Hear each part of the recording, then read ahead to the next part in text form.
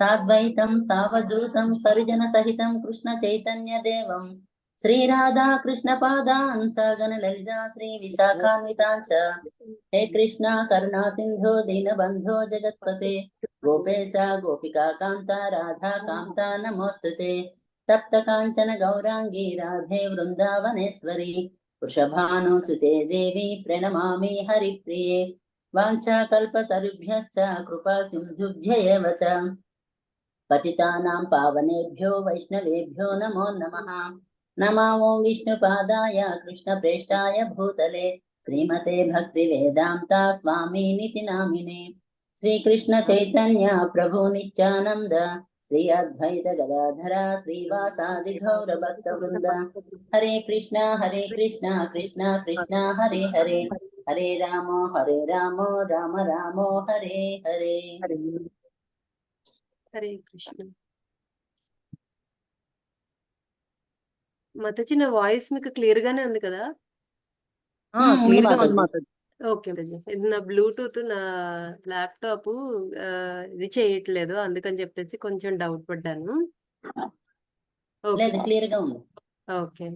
So నిన్న మనం ఎంతవరకు డిస్కస్ చేసాము అంటే, అసలు ఇప్పుడంతా మనం అంతా భగవద్గీత యొక్క ఉపోద్ఘాతం దగ్గరే మనం ఉంటున్నాం అనమాట.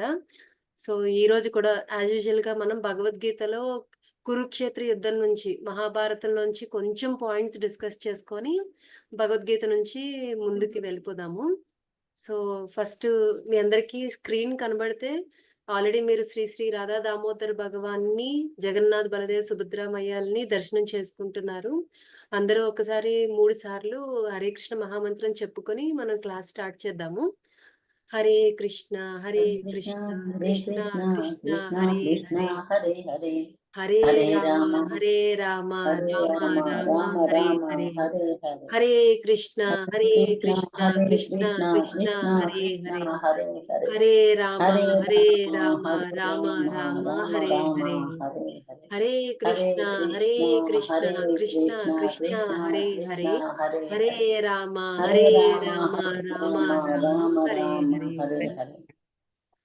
ఓకే, మన శ్రీల ప్రభుపాద్ కి జై.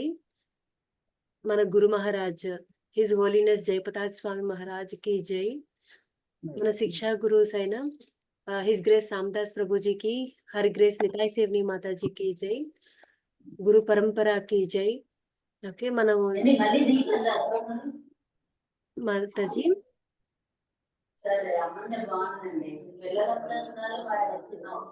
మాతాజీ సైడ్కి వెళ్ళినట్టున్నారు.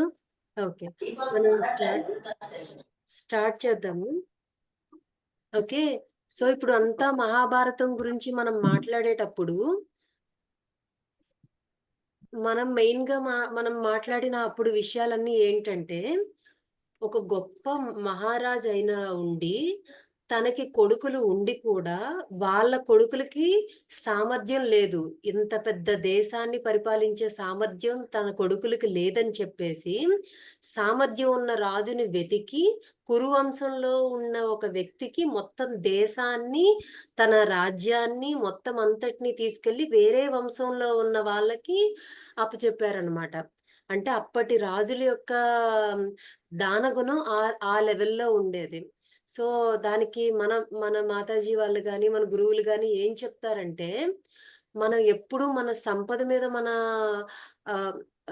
మన మన ప్రవర్తన ఎలా ఉండాలి అంటే, ఇప్పుడు మనము ఒక వాష్రూమ్కి వెళ్ళామనుకోండి, మనం ఫ్లష్ చేసిన తర్వాత అది ఫ్లష్ సరిగ్గా అయ్యిందా లేదా అని చూడము, దాని నుంచి వెంటనే మనం వచ్చేస్తాం అనమాట.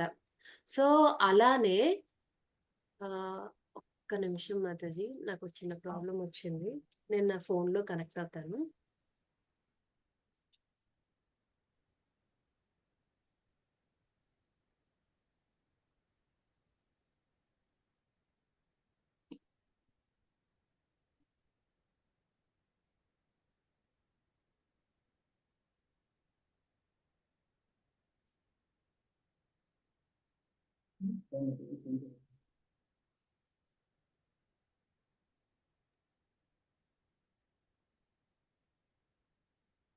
ఆమె ఆడిబుల్ మాతాజీ?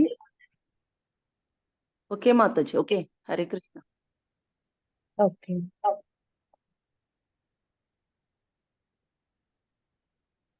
ఒక్క నిమిషం.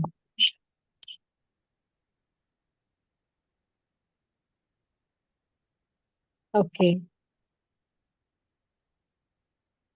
హరే కృష్ణ.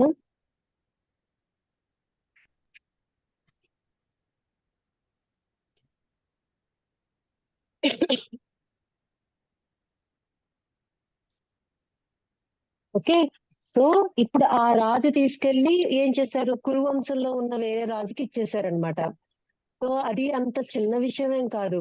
మనం మనకి దానికి గురువులు దానికి మనకి ఏం చెప్తారంటే, మనము ఒక వాష్రూమ్కి వెళ్ళేటప్పుడు ఫ్లష్ చేసి మనం వచ్చినప్పుడు వెనక్కి తిరిగి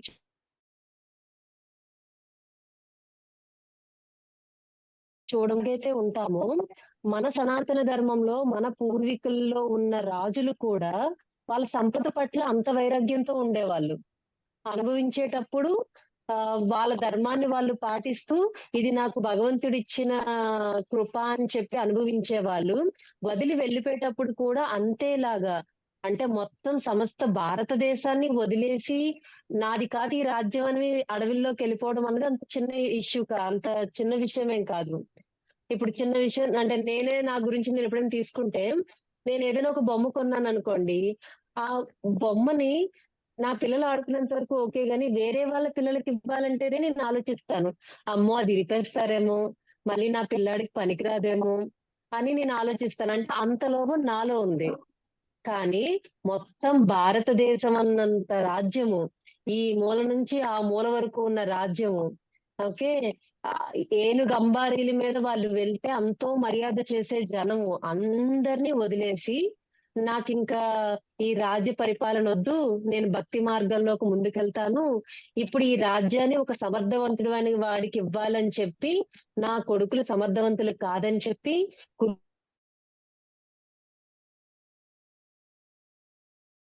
కురువంశే కురువంశానికి రాజ్యం ఎలా వచ్చింది అంటే ఒకరు చేసిన దానం వల్ల వచ్చింది. దాన్ని అలా మనకు గురు పరంపరలో వచ్చినప్పుడు భీష్మ పితామహుడు కూడా అలాగే ఉన్నాడు. అంతే కదా. భీష్మ పితామహుడు ఆ ఏం చేసేవాళ్ళు,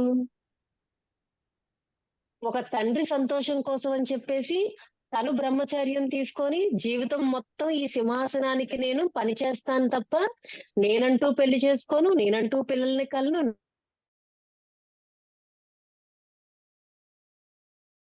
నాకు చెప్పేసి భీష్మ పితామహుడు కూడా ఆ త్యాగాన్ని ఫాలో అయ్యాడు. ఓకే.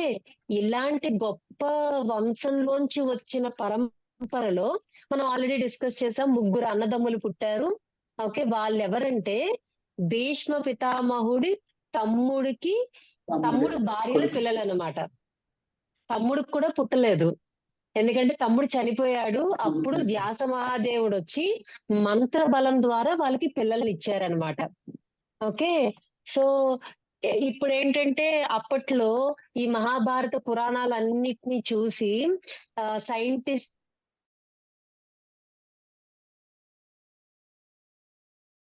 నగిరిన పుష్పక విమానాలు మనం చూసామా అనేసి నవ్వులాటాడారు. తర్వాత టెక్నాలజీ పెరిగి వాళ్ళే విమానాన్ని కనిపెట్టి, ఇదిగోండి పుష్పక విమానాన్ని మేము సృష్టించామని చెప్పారు. అలాగే ఎవరైనా మంత్రంతో పిల్లల్ని కనగలరా అని చెప్పారు. తర్వాత వాళ్ళే టెస్ట్ ట్యూబ్ బేబీలను కూడా కనిపెట్టాం మేము అని చెప్పారు. అంటే మనకి అర్థం కాదు, మన శక్తికి మించి ఉందన్నంత మాత్రాన లేదని కాదు, మనకది తెలియట్లేదు అంతే. అది మన వేదాలలోని, మన తాళపత్ర గ్రంథాల్లోని ఎంతెంత విలువైన ఇన్ఫర్మేషన్ ఉందంటే, ఆ ఇన్ఫర్మేషన్ ఎక్స్ట్రాక్ట్ చేసే ఇప్పుడు చాలా మంది ఫారెన్ లో నోబెల్ బహుమతులు పొందుతున్నారు, పేటెంట్లు కూడా పొందుతున్నారు. మనకందరికీ తెలుసు పసుపు అన్నది భారతదేశంలో పుట్టింది. మన సనాతన ధర్మంలో ఎప్పటి నుంచో పసుపు ఉంది. ఒకప్పుడు రోజుల్లో తల్లిదండ్రులు ఏంటంటే కాళ్ళకి ఖచ్చితంగా ఆడపిల్లలకి పసుపు రాసేవాళ్ళు. బయట నుంచి ఎవరైనా వస్తే కాళ్ళు కడుక్కొని రెండనడం, పసుపులు రాయడం అనేది అలవాటుగా చేశారు. ఎందుకంటే అది క్రిమినాశిని అని మన సనాతన ధర్మంలో మన పూర్వీకులకి ఎప్పుడో తెలుసు. కానీ మనం దాన్ని ఎక్కడ పేటెంట్ చేయలేదన్నమాట. దీన్ని ఏం చేశారు ఫారినర్స్ ఏంటంటే, మేము సైంటిఫిక్ గా దాన్ని ప్రూవ్ చేసాము, పసుపు అనే ఒకటి ఉంది, అది క్రిమి సంహారంలా పనిచేస్తుంది, యాంటీబయాటిక్ గుణాలు దానిలో ఉన్నాయని చెప్పి వాళ్ళు పేటెంట్ తీసుకున్నారు. ఓకే. సో అది మనదే అయినా కానీ మనం గుర్తించలేకపోయాము. మనము దాన్ని పేటెంట్ కింద అప్లై చేయలేకపోయాము. ఇప్పుడు మీకు డౌట్ రావచ్చు. పేటెంట్ గురించి ఎందుకు మాత్రం చెప్తున్నారు? దానివల్ల మనకేంటి లాభం? పేటెంట్ అప్లై చేస్తే ఏంటి? అప్లై చేయకపోతే ఏంటి అని డౌట్ వస్తది కదా! పేటెంట్ వల్ల మనకి ఆదాయం వస్తదండి భారతదేశానికి. ఏ దేశంలో పసుపు కొన్నా, ఆ పసుపు కొన్న దాంట్లోంచి కొంత పర్సెంట్ రాయితీ అది ఎవరైతే పేటెంట్ అప్లై చేశారో వాళ్ళకెళ్తది. వెళ్తారు. ఇప్పుడు ఇప్పుడు అమెరికాకెళ్తుంది. నిజానికి ఆ సంపద ఎవరికి రావాలి? భారతదేశం అయిన మనకి మనకి రావాలి. మన పిల్లలు ఎవరైతే నిరుపేదలున్నారో వాళ్ళకి ఆ సొమ్ము వెళ్ళాలి. కానీ మనకంత జ్ఞానం లేదు. మన వేదాల పట్ల అంత నమ్మకం లేదు. వాళ్ళేదో చెప్తారు మూఢనమ్మకాలు. ఈ రోజుల్లో ఎవరు పసుపు రాసుకుంటారని మనమే రాసుకోవట్లేదు. అందుకే అవన్నీ క్రిములన్నీ వచ్చి మనకి అనారోగ్యం పాలవుతున్నాము. సో, ఇప్పుడు ఆహ్, ఎందుకు స్టార్ట్ చేశాను? ఎక్కడో మొదలుపెట్టాను మాతాజీ. సో, ఇప్పుడేంటంటే ఇలా మనకి మనకి ఇలాగా వాళ్ళ ధృతరాష్ట్రుడు, తర్వాత పాండురాజొచ్చారు, విదురుడొచ్చారు. ఈ ముగ్గురు అన్నదమ్ములు ఒక మంచి కురువంశం నుంచొచ్చారు. కానీ వాళ్ళ యొక్క వంశ గొప్పతనాన్ని పెద్ద కొడుకైన ధృతరాష్ట్రుడు తెలుసుకోలేకపోయాడు. ఎలాగైతే మన సనాతన ధర్మం యొక్క గొప్పతనాన్ని తెలుసుకోలేకపోతున్నామో, అలాగే ధృతరాష్ట్రుడు కూడా అంధుడైపోయాడనమాట. తెలుసుకోలేకపోయాడు. ఓకే. ఎప్పుడు రాజకాంక్ష. నేను పెద్ద కొడుకుని, నేనే రాజునవ్వాలి అని అనుకున్నాడు. కానీ ఎలాగైతే మనకిప్పుడు రూల్స్ అండ్ రెగ్యులేషన్స్ ఉంటాయి కదా! ఎలాగైతే అంటే కళ్ళు కనబడని వాళ్ళు ఐఏఎస్ ఆఫీసర్‌లు అవ్వకూడదని ఒక రూల్ ఉందనుకోండి. మనం ఎంత టాలెంట్ అయినా మనకివ్వలేరు కదా! అలాగే అప్పట్లో కూడా ఒక రూల్ ఉంది. ఎవరైతే వికలాంగులుంటారో వాళ్ళకి రాజుగా అయ్యే అర్హత లేదు అని చెప్పారు. అప్పుడు ఆ రాజ్య పదవిని ఎవరికిచ్చారంటే సెకండ్ కొడుకైన పాండురాజుకిచ్చారు. కానీ పాండురాజుకి ఎప్పుడూ ఆరోగ్యం బాగోదనమాట. ఆయనెప్పుడూ చెప్పాను కదా! అనారోగ్యంతో ఉంటారని చెప్పి. ఆయన ఎప్పటికప్పుడు ఏంటంటే అడవుల్లోకి వెళ్ళిపోతూ ఉంటారు. ఏదో వేటాడుకుంటారు. అలా ఉంటారనమాట. సో, అతనేమడుగుతారంటే, "అన్నయ్య నేను లేనప్పుడు మీరు చూసుకోండి రాజ్యాన్నని" చెప్పి వెళ్ళిపోతూ ఉంటారు. ఓకే. ఇలా ఉన్న ధృతరాష్ట్రుడికేమో గాంధారితో పెళ్లయింది. పాండురాజుకేమో కుంతీదేవితో పెళ్లయింది. ఓకే. సో, ఇప్పుడు విదురుడేమో ఒక మంత్రిగా పదవిని స్వీకరించాడనమాట. ఓకే. ఇప్పుడు పాండురాజుకి పిల్లలు పుట్టారు. ఓకే. ఇప్పుడు కూడా ఒక చిన్న పోటీ ఉందనమాట. ధృతరాష్ట్రుడికేంటంటే, ఎలాగో నేను రాజునవ్వలేకపోయాను. పాండురాజు కన్నా ఫస్ట్ నాకు పిల్లలు పుడితే వాళ్ళకి అధికారం వస్తాదని చెప్పేసి పిల్లలు పుట్టాలని చాలా ట్రై చేశారు. కానీ అటుపక్క కుంతీదేవికేంటంటే మళ్ళీ మంత్రం యొక్క బలం ఉందనమాట. ఓకే. సో, ఆ మంత్ర బలం ద్వారా ఒక్కొక్క దేవతని ఆవహించి ఆవిడ 5గురు పిల్లల్ని కన్నారనమాట. సో, ఇప్పుడు దుర్యోధనుడు పుట్టక ముందే మనకిక్కడ కుంతీదేవికి ధర్మరాజు పుట్టేస్తారు. యుధిష్ఠిర మహారాజు పుట్టేస్తారనమాట. ఓకే. సో, ఇప్పుడు ఈ రకంగా చూసినా ఇప్పుడు ఎవరికుంది అధికారం రాజయ్యే అధికారం అంటే పాండురాజు యొక్క కొడుకైన యుధిష్ఠిరుడు. ధృత యుధిష్ఠిర మహారాజుకి ఉందన్నమాట. ఓకే. మళ్ళీ ధృతరాష్ట్రుడి గుండెల్లో మంటలు చెలరేగిపోతున్నాయి. అతనికి 100 మంది పిల్లలు పుట్టినా ఆయనకి సాటిస్ఫాక్షన్ లేదు. 100 మంది మగపిల్లలు పుట్టారు. ఓకే. పాండురాజుకి 5గురే మగపిల్లలు పుట్టారు. ఓకే. ఆ రకంగా చూసి ఆయన సంతోషపడొచ్చు కదా! నాకు 100 మంది పిల్లలున్నారు. రేపనే రోజున వీళ్ళు పెద్ద సంస్కారవంతుల్ని చేస్తే, వీళ్ళే ఒక్కొక్కరు ఒక్కొక్క రాజ్యాన్ని విస్తరిస్తారన్న ఆలోచన ఆయనకి రాలేదు. ఈ కురువంశం, ఈ రాజ్యం నాది. పాండురాజు లాగేసుకున్నాడు. ఇది ఎప్పటికైనా నా పిల్లలకే వచ్చేయాలి అని చెప్పేసి, ఆయనలో ఉన్న రాజ్యకాంక్షని చిన్నప్పటి నుంచి పిల్లల్లో కూడా నూరడం మొదలుపెట్టారనమాట. సో, తెలియకుండానే ఇప్పుడు చూసారా మన వాళ్ళంటారు, తల్లిదండ్రుల్లో ఉండే ఈర్ష్య, ద్వేషాలు, పగ తెలియకుండానే పిల్లల్లో కూడా పాకిపోతాయన్నమాట. ఓకే. చుట్టాలే అయ్యుండొచ్చు. మన ఇంట్లో మన తల్లిదండ్రులు వాళ్ళ గురించి ఏం మాట్లాడుతున్నారో వింటూ పిల్లలకు కూడా ఆ ద్వేషాలొచ్చేస్తాయన్నమాట. నెక్స్ట్ ఎవరైనా మన ఇంటికి వచ్చినప్పుడు వాళ్ళని మనం ఎంత మంచిగా పలకరిస్తామో, వాళ్ళు వెళ్ళిపోయిన వెంటనే నెగెటివ్ గా మాట్లాడడం మొదలైతే ఆ యాటిట్యూడ్ కూడా పిల్లలకి వచ్చేస్తది. సో, ఒక మనిషి ముందున్నప్పుడు మనం ఎంత మంచిగా మాట్లాడుతున్నామో ఆయన వెళ్ళిపోయినప్పుడు కూడా అంతే మంచిగా మాట్లాడాలి. అప్పుడు అది చూసి మన పిల్లలు నేర్చుకుంటారు. మన పిల్లల సంస్కారం మంచిగా అవుతుంది. ఇవన్నీ ఎక్కడి నుంచి మనకు చెప్తున్నాయంటే మహాభారతం నుంచి నేర్చుకునే పాఠాలే అన్నమాట ఇవి. నువ్వు ధృతరాష్ట్రుడిలా ఉన్నావా? నీ కొడుకు దుర్యోధనుడిలాగా ఉంటాడు. నీకు ఏమంటారు, ఒకరు కాదు, ఇద్దరు కాదు, 100 మంది మగపిల్లలు పుట్టినా ఎవ్వరూ నీకు ఆఖరి వరకు తోడు రారు. అలా కాదు. నువ్వు పాండురాజులాగా, కుంతీదేవిలాగా ఉండి 5గురు పిల్లలే పుట్టారు. కానీ కుంతీదేవికి వాళ్ళు ఎంత తోడున్నారు అంటే మనకి మహాభారతం చదివితే అర్థమవుతది. భీముడైతే కుంతీదేవిని తన భుజం మీద ఎత్తుకొని అడవిలో వెళ్ళేటప్పుడు ఆవిడని మోసుకొని కింద కాలు పెట్టకుండా ఆవిడని తీసుకెళ్లారనమాట. మొత్తం అడవంతా తిరిగి వెళ్లి ఆహారాన్ని వెతుక్కొనొచ్చి అమ్మ చేతిలో పెట్టేవాళ్ళు. అమ్మ పంచితే అందరూ తినేవాళ్ళనమాట. సో, అందుకే మనం ఇప్పటికి పంచ పాండవులలా ఉండండ్రా బాబు అని అంటూ ఉంటారు ఎవరైనాను. వాళ్ళ శక్తి సేమ్ కాదు. యుధిష్ఠిరుడు అంటే అంత బలవంతుడేం కాదు. కానీ ధర్మాత్ముడు. అర్జునుడు బలవంతుడేం కాదు. కానీ అతనికి విల్లు విద్య చాలా బాగా వచ్చు.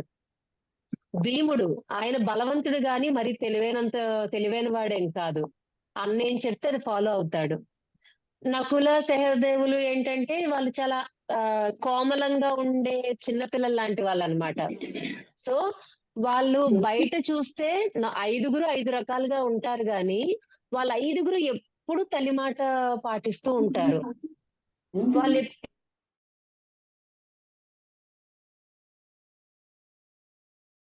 సో మనం కుంతీదేవి లాగా ఉంటే మన పిల్లలు పాండవులాగా పెరుగుతారన్నమాట. సో ఇప్పుడు ఏమైంది, ధృతరాష్ట్రుడి యొక్క ధృతరాష్ట్రుడి యొక్క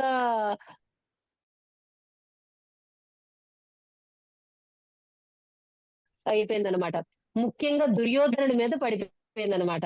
ఈ ఈ కురువంశం నాది, ఈ రాజ్యం నాది, ఈ పాండవులు మా దగ్గర నుంచి లాగేసుకుంటున్నారు అనే ఒక ఇది వాళ్ళలోకి వెళ్ళిపోయింది.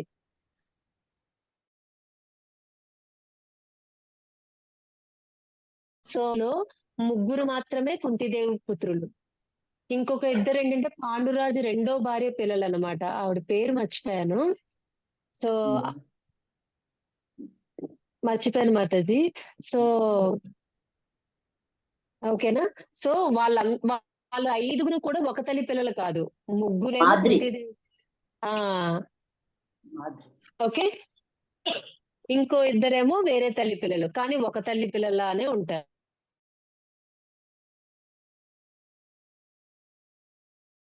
ముఖ్యంగా దుర్యోధనుడి మీద ఎక్కువ ఇంపాక్ట్ తండ్రి ఇంపాక్ట్ పడిపోయింది అనమాట. ఓకే.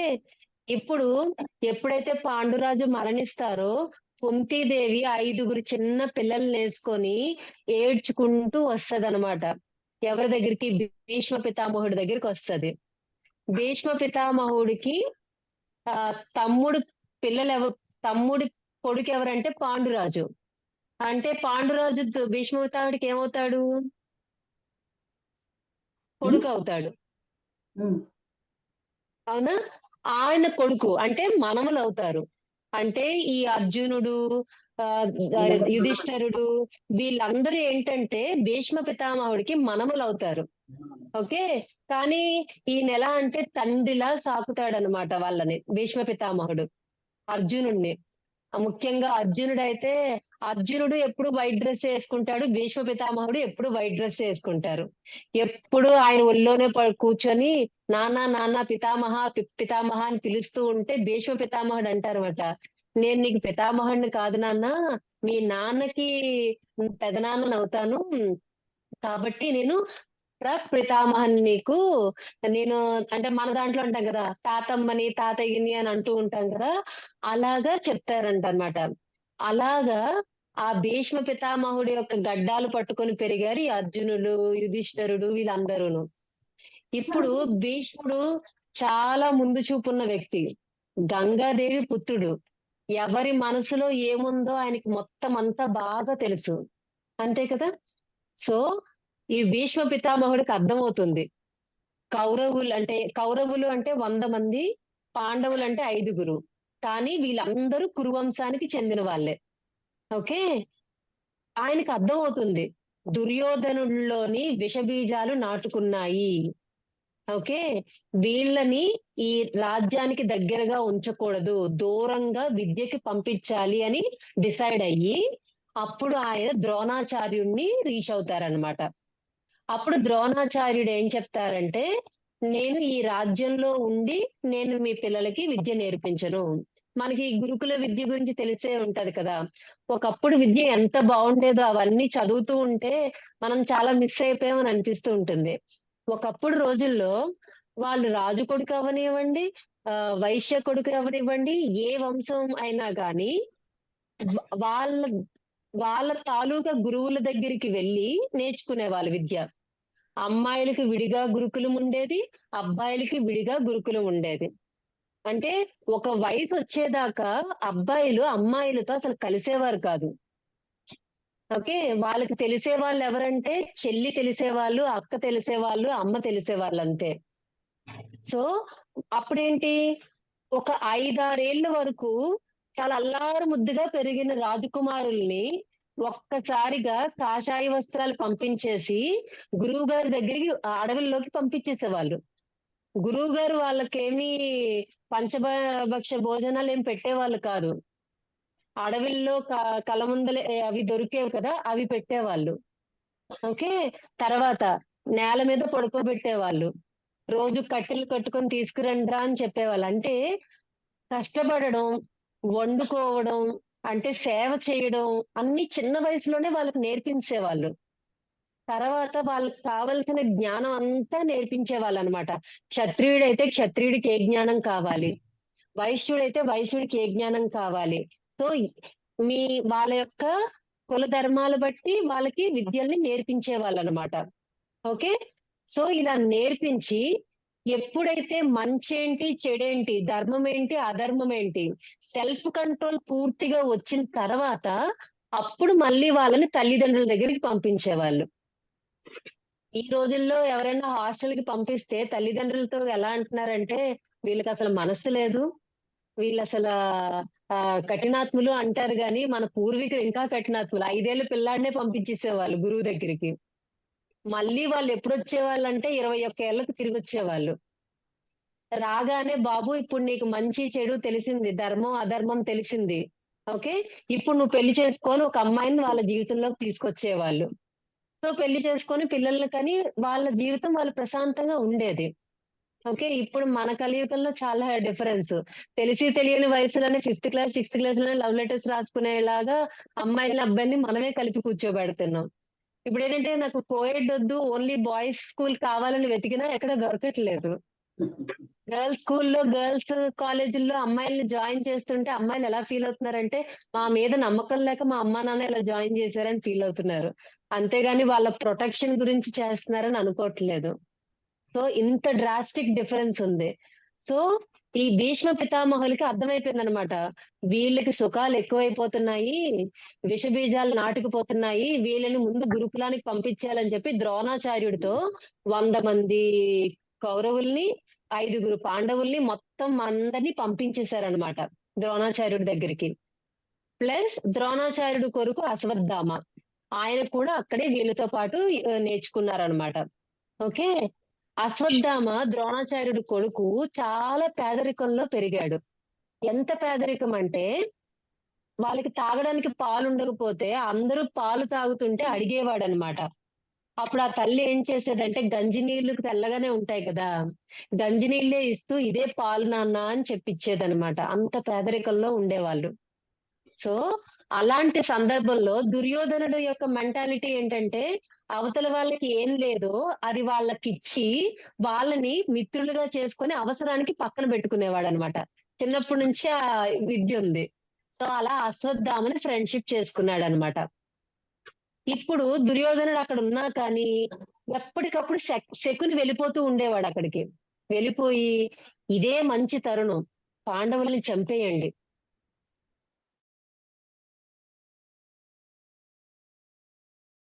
ఇక్కడ అన్నమాట విషం పెట్టి సముద్రంలో తోసేస్తారు. కానీ భీముడు సర్పలోకానికి వెళ్తాడు. సర్పలోకంలో ఉండే సర్పరాజు ఆయనకి వరం ఇచ్చి ఆ విషాన్నంతటిని తీసేసి మళ్ళీ ఆయన్ని తిరిగి పంపిస్తాడు. ఓకే, ఇలాగా కాలం పెరుగుతున్న కొద్దీ ఆ పంచపాండవులు ఎక్కడికక్కడ ఇది దేవుడు మాకు ఇచ్చిన శిక్షనేమో, దేవుడు మాకు పెడుతున్న పరీక్ష ఏమో అనుకుంటూ ముందుకు వెళ్ళిపోతున్నారు తప్ప, వాళ్ళు మనకి విషం పెట్టారు కదా, మనం కూడా వాళ్ళని కొరడాలతో కొడదామని వెళ్ళలేదు ఎక్కడాను. ప్రతిదీ తల్లికి చెప్పుకునే వాళ్ళు. తల్లి ఏమో భగవంతుడే చూసుకుంటాడు నాన్న, మనం భగవంతుని ఆ నారాయణుడిని పూజిద్దాం నాన్న అని చెప్పి పిల్లలకి ధర్మాన్ని మాత్రమే నేర్పించారు. ఇటుపక్క ధృతరాష్ట్రుడేమో ఎలాగైనా సంపాదించేయాలి, ఎలాగైనా ఈ సంపద నా కొడుక్కి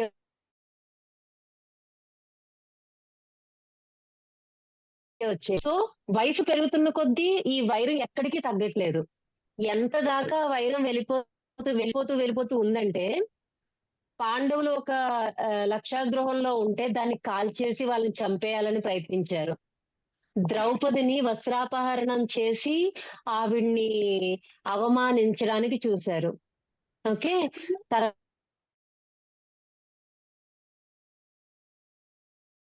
తర్వాత ఇన్ని చేశారనమాట దుర్యోధనుడు అండ్ వాళ్ళ వీళ్ళు. ఓకే, ఇవన్నీ వీళ్ళు అనుభవిస్తూనే వచ్చారు. ఓకే, కానీ చివరికి వాళ్ళని వనవాసానికి కూడా పంపించారు. సో వాళ్ళ లెక్క ప్రకారం నాకు తెలిసి 13 ఏళ్ళు వనవాసము, 1 సంవత్సరం అజ్ఞాతవాసము చేయాలనుకుంటాను. ఓకే, ఆ అజ్ఞాతవాసం వాళ్ళు వాళ్ళని వీళ్ళు కనుక్కున్నారు అనుకోండి, మళ్ళీ 14 ఏళ్ళ ఇది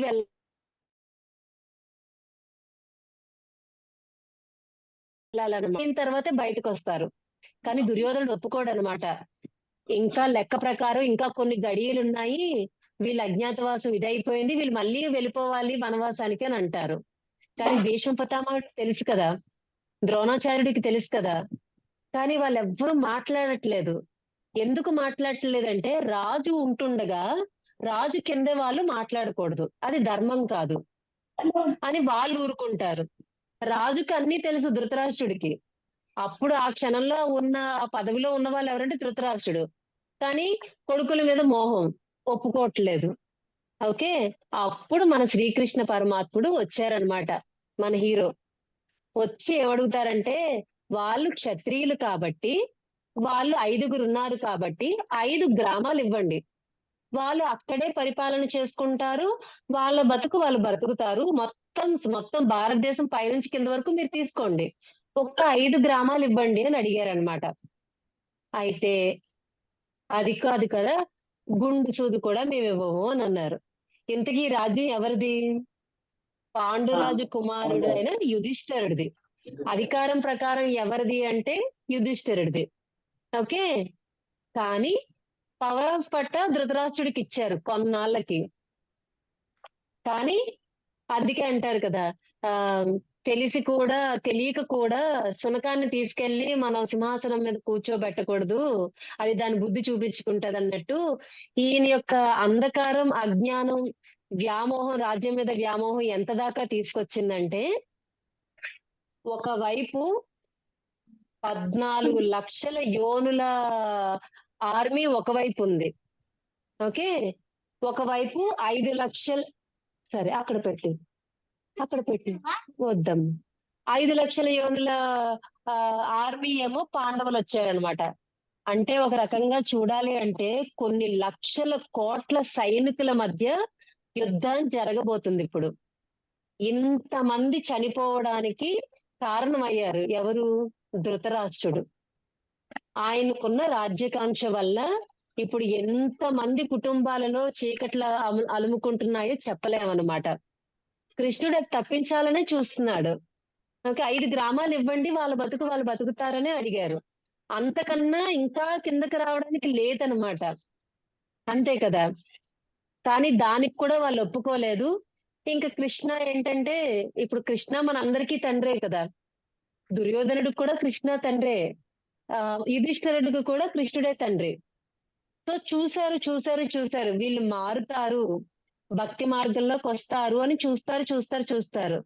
ఇక వీళ్ళు మారరు అని తెలిసినప్పుడు ఏం చేస్తారు? ఆయనకి సృష్టిని విధ్వంసం చేయడం ఎంత చిటిక కూడా అవసరం లేదులేండి. అంత చిన్న పని. కనుసైగలో మొత్తం అంతా విధ్వంసం అయిపోద్ది. ఒక్క సునామీ వస్తే మొత్తం మనందరం కొట్టుకుపోమో చెప్పండి? ఒక పెద్ద హుదూద్ లాంటి తుఫాన్ వచ్చింది కదా! అంతకన్నా కొంచెం ఇంటెన్సిటీ పెరిగితే మొత్తం బిల్డింగ్‌లన్నీ కూలిపోతాయి. ఓకే. ఒక్క నిమిషం క్లాస్‌లో ఉన్నానమ్మా. ఓకే. నువ్విక్కడికి రావద్దు. ప్లీజ్. ఒక్క నిమిషం మాట్లాడు.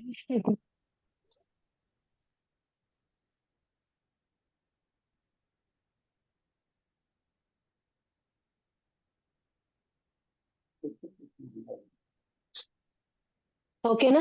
ఇదంతా మహాభారతంలో పాటండి. సో, ఇప్పుడు మహాభారత యుద్ధం స్టార్ట్ అయింది. ఓకేనా? సో, ఇప్పుడు మహాభారత యుద్ధం స్టార్ట్ అయ్యింది. ఇప్పుడే చెప్పాను కదా! ఒక పక్కన 14,00,000 మందున్నారు. 14,00,000 యోనులంటారు. అది ఇంకా కౌంట్ చాలా పెద్దదిలెండి. 14,00,000,00,000 మంది దుర్యోధనుడి వైపు ఉన్నారు. 5,00,000,00,000 మంది మన పాండవుల వైపు ఉన్నారు. దుర్యోధనుడు అనుకున్నాడు వీళ్ళందరూ ఎప్పుడో ఎన్నో ఏళ్ళు వనవాసంలో ఉన్నారు కదా! వీళ్ళకి ఎవరు సపోర్ట్ చేస్తారులే. సో, వీళ్ళకసలు సైన్యమే ఉండదు. అరక్షణంలో వీళ్ళందరిని చంపేసి నేను వెళ్ళిపోవచ్చు. రాజ్య పట్టాభిషేకం చేసుకోవచ్చు అని అనుకుంటారు. సో, 14 సంవత్సరాలు వాళ్ళు వనవాసంలో ఉన్నా కానీ, వాళ్ళు ధర్మాత్ములు అని మొత్తం ప్రపంచం మొత్తానికి తెలుసు. అందుకే 5,00,000,00,000 మంది ఆళ్ళకి సపోర్ట్ ఇచ్చారన్నమాట. ఆ సైన్యాన్ని చూసి ఒక క్షణం ఆహ్, దుర్యోధనుడు అవాక్కవుతాడనమాట. ఓకే. సో, ఇప్పుడు అక్కడ సిట్యుయేషన్ ఎలా ఉందో ఊహించుకోండి. మనకి ఆహ్, ఏమంటారు? జగన్నాథ రథయాత్ర ఇమాజిన్ చేసుకోండి. ఓకే. అక్కడ ఎంతమందుంటారు? ఓ 10,00,000 మందుంటారు అంతేనా? ఓ 10,00,000 మందేసుకోండి. ఒక 50,00,000 మందేసుకోండి. అసలక్కడ మనకి సిట్యుయేషన్ ఎలా ఉంటది చూడ్డానికి? కొంతమందొచ్చి వాటర్ జల్లుతూ ఉంటారు. కొంతమందొచ్చి ఏవో పంచుతూ ఉంటారు. కొంతమంది ఇలా చేస్తుంటారు, అలా చేస్తుంటారు. అలాగే కురుక్షేత్ర రణరంగం కురుక్షేత్రం అనే పవిత్ర భూమిలో అక్కడ యుద్ధం పెట్టుకుందామని అనుకున్నారు. ఎందుకు అంటే అక్కడ వాటరు సమృద్ధిగా దొరుకుతదనమాట. ఎందుకంటే వీళ్ళు ఎలాగెళ్తారు? ఎన్నో ఏనుగులను తీసుకెళ్తారు. ఎన్నో గుర్రాలను తీసుకెళ్తారు. వాటన్నిటికి దాహానికి వాటర్ ఉండాలి. వండడానికి వాటర్ ఉండాలి. సో, అన్ని ఏరి కోరి కురుక్షేత్రాన్ని వాళ్ళు ఫిక్స్ చేసుకున్నారు. ఓకే. ఆలోచించండి. ఓ 10 మంది ఒక ఏనుగుని తీసుకెళ్తూ ఉంటారు. అలాంటి ఏనుగులు కొన్ని లక్షలు అక్కడ నడుస్తున్నాయి. అంటే ఎంత పెద్ద సౌండ్ వస్తూ ఉంటదో ఊహించండి. గుర్రాలు టక టక టక సౌండ్ చేసుకుంటూ వెళ్తూ ఉంటాయి. ఎంతో మంది పల్లకిలో వాళ్ళకి కావాల్సిన ఆహార పదార్థాలు అవి మోసుకెళ్తున్నారు. ఎంతో మంది సైనికులు మార్చ్ చేసుకుంటూ వెళ్తూ ఉన్నారు. అందరూ రెడీ అవుతున్నారనమాట. రాజు శంఖం ఊదిస్తే శంఖం ఊదితే వెంటనే వెళ్లి ఫైటింగ్ స్టార్ట్ చేసేయాలి. అప్పట్లో మనకి ఎలా ఉంటుంది? మరణము ఆహ్, ఆహ్, వీర మరణము లేకపోతే జయమో వీర మరణమో అని చెప్పి ఒక స్లోగన్ లాగా ఉంటది కదా! అంత స్పిరిట్‌తో అందరూ ఉన్నారనమాట. అందరిని చంపేస్తాం అనుకుంటూ వెళ్ళిపోతున్నారనమాట. అలాంటి సిట్యుయేషన్‌లో మహాభారతంలోని ఈ సిట్యుయేషన్‌లో